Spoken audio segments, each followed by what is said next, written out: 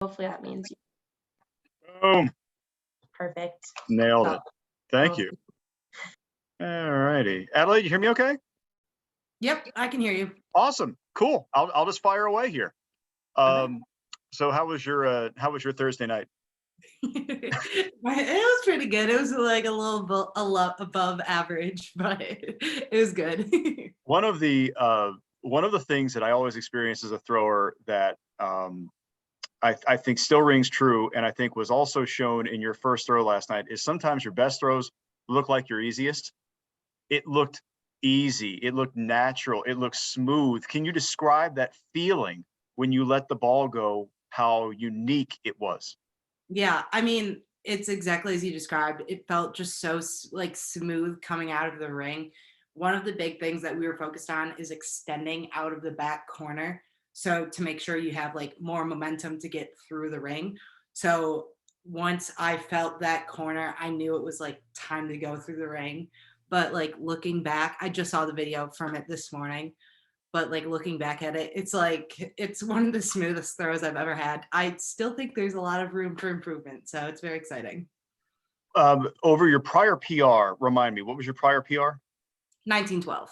1912. So that was what, 62.6? Something like that? Yeah, I don't know. I don't know. I can't do metrics. Oh no, neither do I. I just know the 19s, and I'm like, okay, this is my PR. but we're talking about a couple feet, and yes. I think it's hard for people to understand this. And I even put this out last night that that when you broke the old record by 3 inches, people have to understand 3 inches in the shot put is a lot. Mm-hmm. 2 feet is massive, and that's nearly what you broke your old PR by. Can you even? Are you even still processing that? Yeah, I broke my old record by 0.5 meter, which is more realistic for me to say. 2 feet sounds like way out there, but it's so crazy to think about. I mean, it like hasn't set in that I did that and I threw that much further than I actually had before. So it's wild. But you had told me, though, when we talked this week, that your training had been indicating that you had really good things coming, that you were trending toward this. Mm-hmm. But now you get the mark out there, and mentally, does that set you at a different place where you know what your standard is? It's now elevated. Yes. Yeah, it definitely changes the way I look at myself and definitely how the rest of the world kind of looks at me. So it changes me looking at myself like, okay, I know I have this throw in me. It's not going to be the throw that's forced out there if I'm tense and all of this stuff. And so I know like what to look forward to or do in my next competition to make sure that I'm able to recreate this throw, able to continue to improve my stuff. But it's very exciting. I mean, I definitely have elevated the standard for myself, and to have like not only 1 but 2 throws over 19 is a great feeling. There is something else too about when it's your first throw, when you're in a competition, you're trying to beat the other girls in the competition, but when it's your first throw and you throw it to a distance that you know and they know they can't match, you almost put it out of reach immediately for them mentally.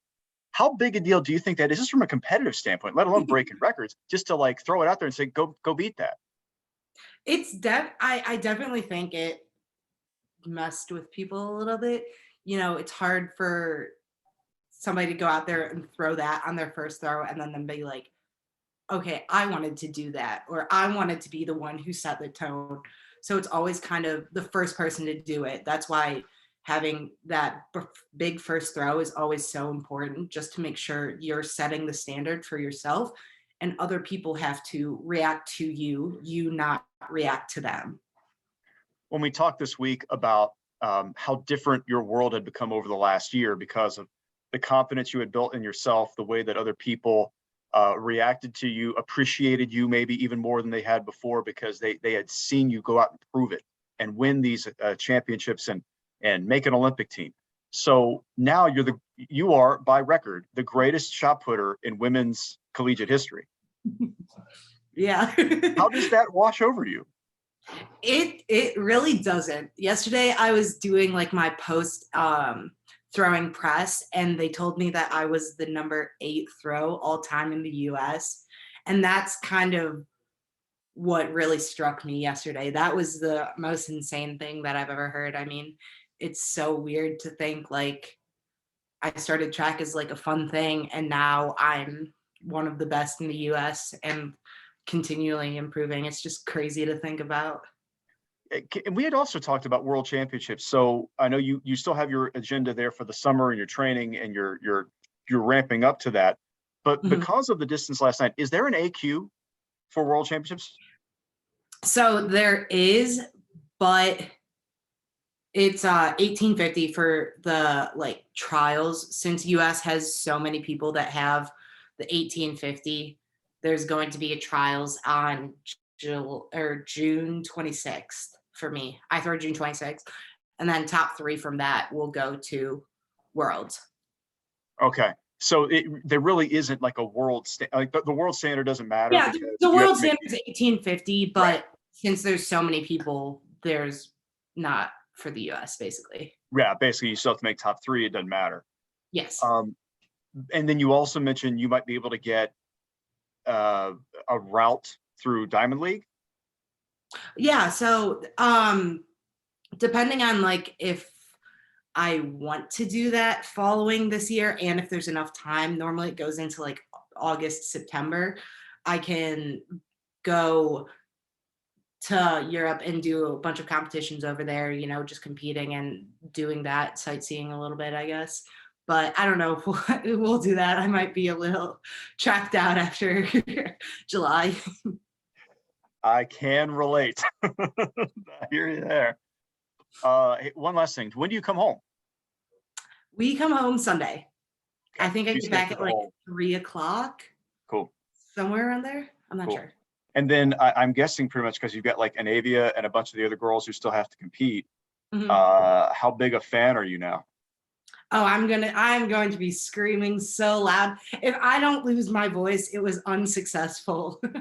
That's the only thing that I have now.